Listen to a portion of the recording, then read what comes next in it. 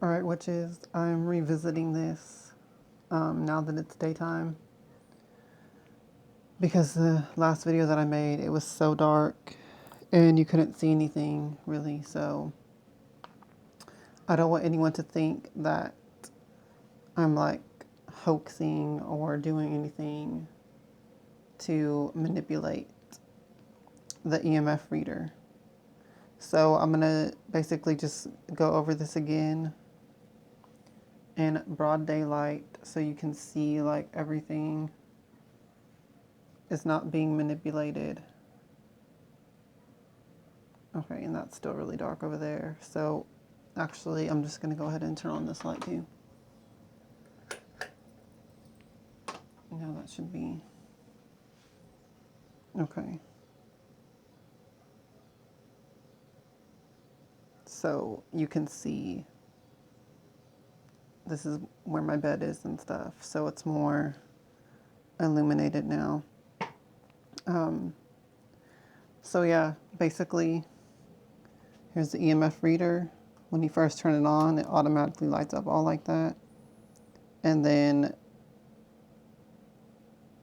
okay, what's going on here? Okay, there it goes.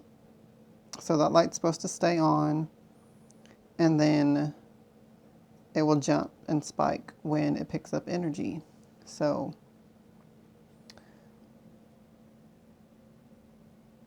it detects something right there.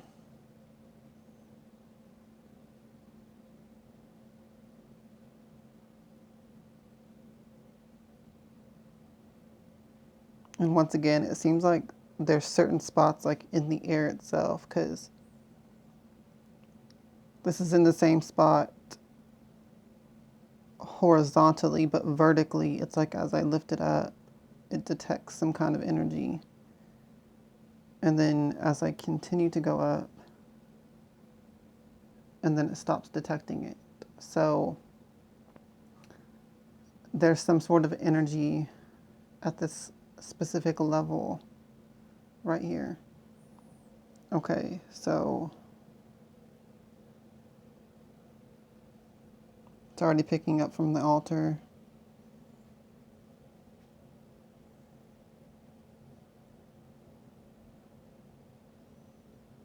I gotta set this down for a second. Someone just sent me a message. I just had to throw away their little chat head real quick, but okay. It detects something here. And as you can see, I turned off those little Halloween lights. So once again, there's no way that it's detecting a signal from there. But as soon as I start getting over the altar, it picks up something. And once again, it's at a certain height sometimes. Like sometimes it seems to just sensate just sitting there directly on the altar. Then it can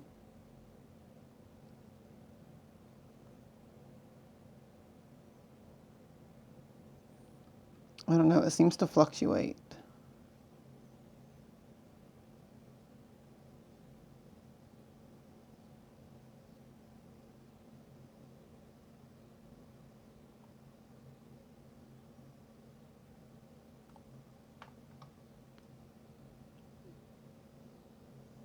It seems to also be at certain heights.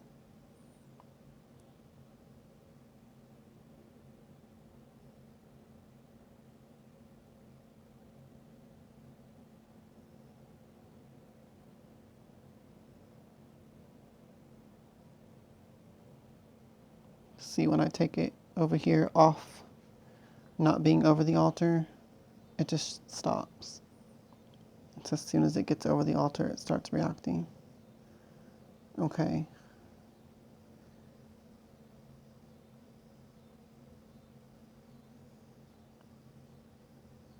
And over here on this side, once again above that glass dome, there's some kind of reaction there. And once again, this lifts up to a certain level, and then it stops again once it gets to a certain height. So I very much think that spatially, just in the air, in the atmosphere above my altar itself, there is some sort of energy field here.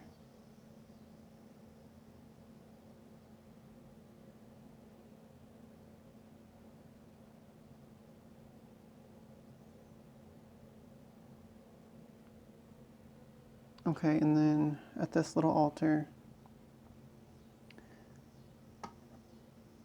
it's still having a reaction to the celestite crystal cluster.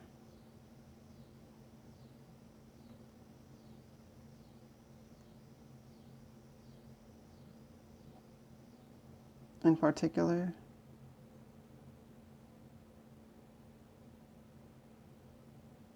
Okay, the obsidian sphere. I notice it sometimes reacts to it and sometimes it doesn't. The amethyst cluster.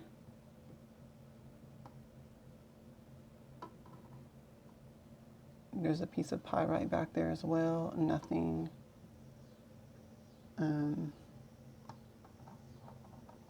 There's some other pieces of crystal here. It doesn't react.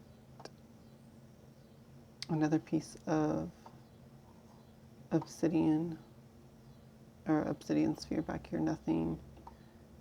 Seem to react to this bracelet, which is wrapped around this bottle.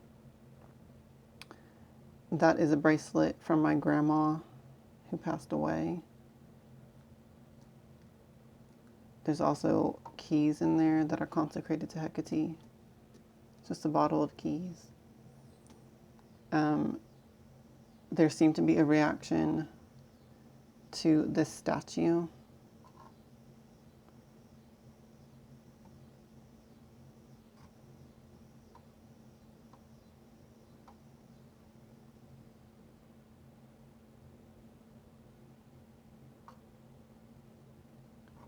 Okay, and it's not the wall because when I'm putting it directly on the wall, there's nothing.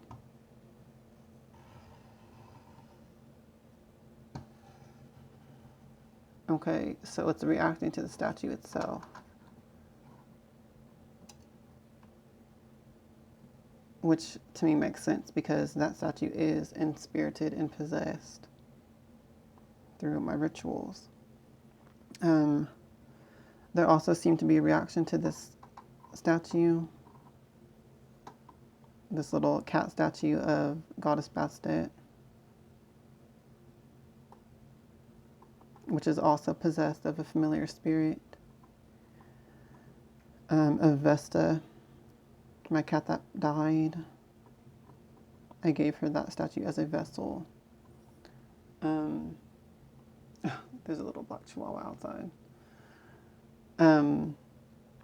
So there's certain things that it reacts to. I noticed, like I went around scanning so many different things and talismans and stuff to see, what it would react to of these different things that I have. And it does seem to react to certain talismans and amulets that I have made and consecrated and sort of charged up the most. So once again, there is it reacting to the altar energy field, energy portal. And then once again, this is just in my room, in the middle of the floor. There's nothing really. It does sometimes do a little jump like that. Oh, that was a big one. Seems to be at certain areas though, once again, at a certain level or a certain height. This is from like when I stand in front of my altar.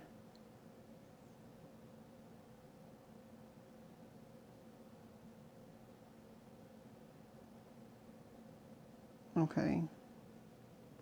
And then once again, once I start getting it over here by my bed, it starts really reacting.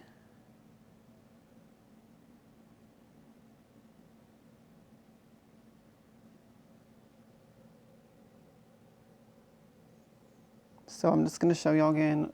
I'm setting it where my pillows are. hang on a second. Okay, so this is like my pillows here.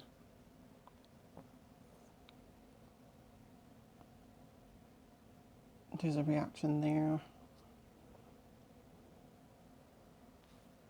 There's a reaction there.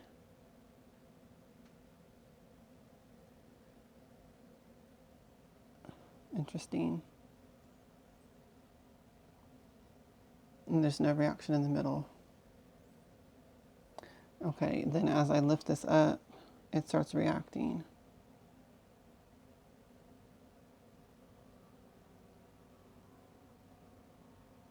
And as I showed y'all last night, it's like it jumps all the way up into the fourth light here.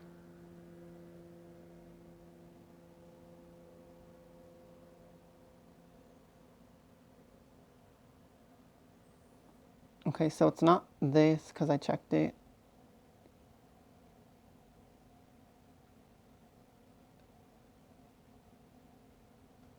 Well, now it's reacting to it, but it wasn't earlier. And so that's that first stole that I showed y'all with made from gray foxes. But even if I take that down, it's reacting to something. And so you can see it's jumping into the red here. So let me get a little bit closer and show y'all from like the side view.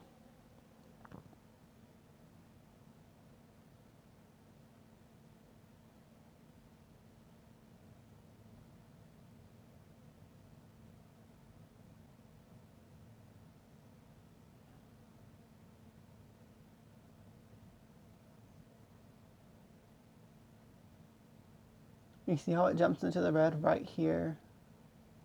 And that's not close to the wall, okay?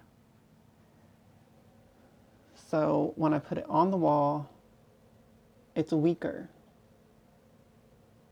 When I get it closer to this dream catcher, it reacts more. Oh, hang on, there's another necklace right here hanging.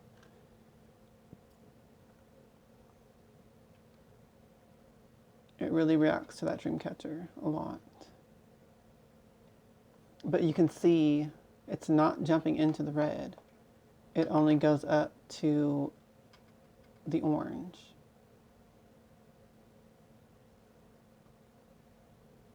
Okay.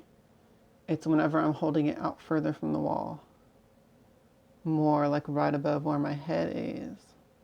When I go to sleep at night, that's where it starts jumping into the red. So the stronger source of the signal is here. It's not emanating from the wall or anything like that. Okay?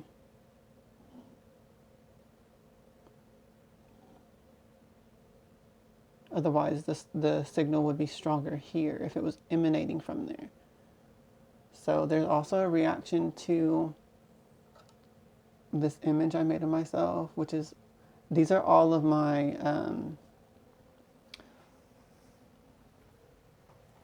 basically a lot of my talismans are hanging here.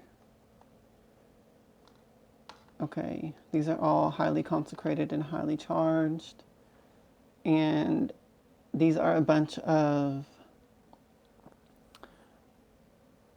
talismans from the Key of Solomon as well that have all been made in the proper day and hour and consecrated and stuff like that for different spell works and rituals. And it seems to react to them.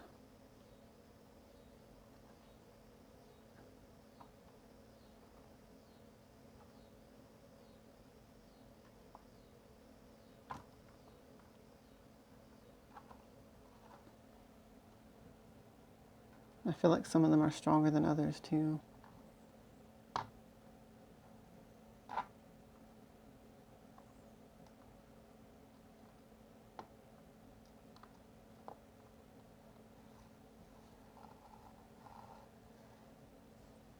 That's interesting.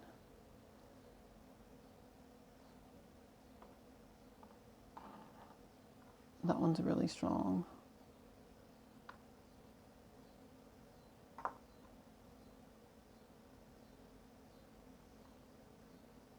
That's my talisman of Saturn that it's really jumping up on.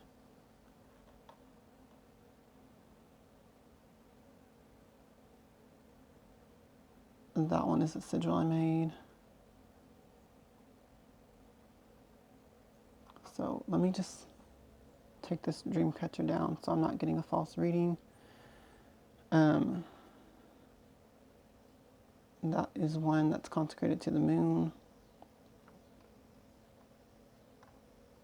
These are scanning my talismans.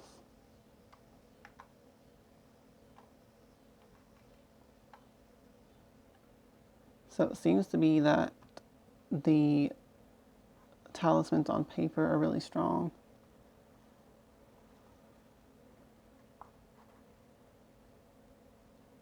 Okay.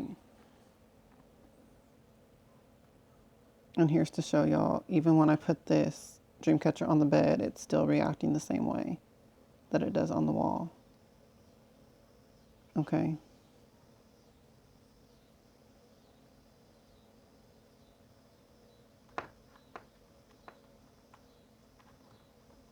Okay, so where's that other necklace at?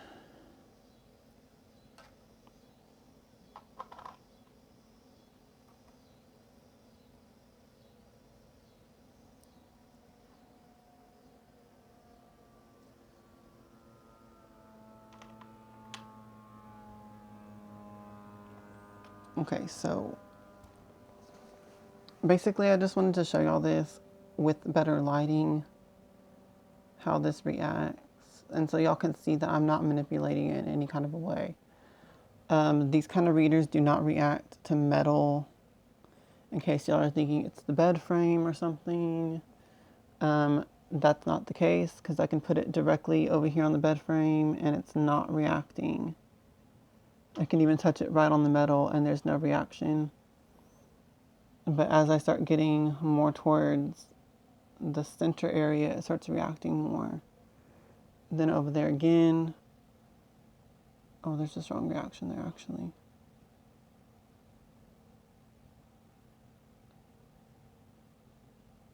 Okay, then it stops again. Actually, it's like fluctuating, it seems like. But it is weaker here on either side. And the center seems to be where it's the strongest. And once again, it jumps into the red here. That's literally right above where my head lays at night.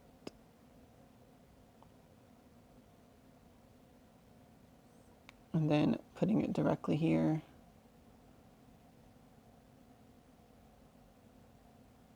It seems to have a really strong reaction.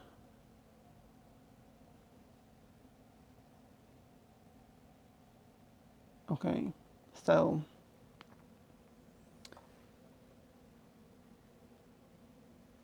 let me put that back over here.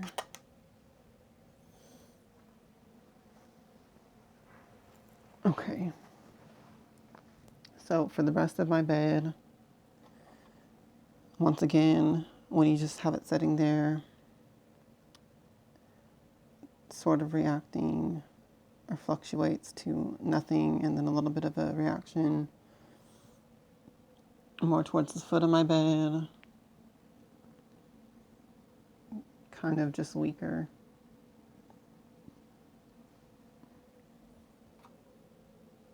And once again, just to show y'all, I'm touching it directly on the metal, the frame, and there's no reaction.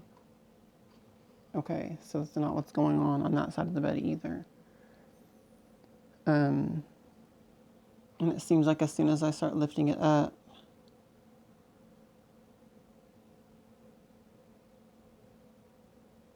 well, it was showing a reading here last night.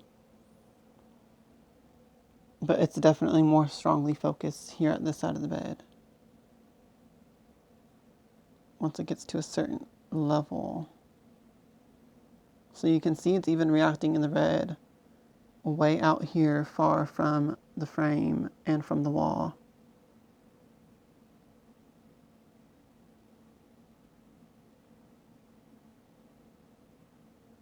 And once again, it's like it's at a certain layer. Okay? And it's very consistent, like it's just staying at that energy level in this certain layer above the bed. See that? It gets weaker towards the foot of the bed, but I would basically say relatively how my body, when I'm laying in the bed, it seems to be above my chakras.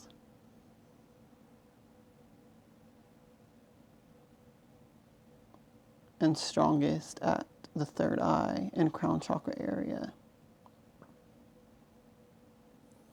So it's very interesting.